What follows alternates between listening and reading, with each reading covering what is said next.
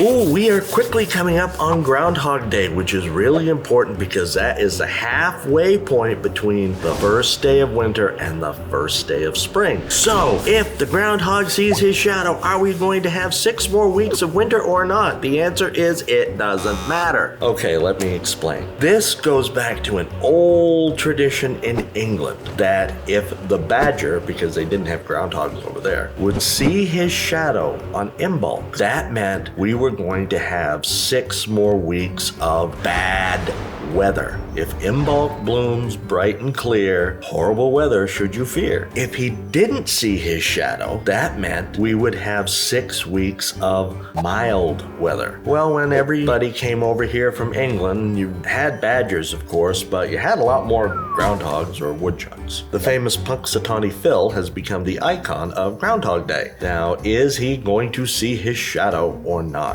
Considering how many camera lights and everything they have set up around that poor creature's burrow, it's pretty much guaranteed he's going to see a shadow. But anyhow, whether he does or not, we're still going to have 6 weeks of winter because it's 6 weeks until the beginning of spring. If Groundhog Day is bright and sunny, you know that the next 6 weeks are going to be kind of cold and snowy or rainy or damp or just plain bleh.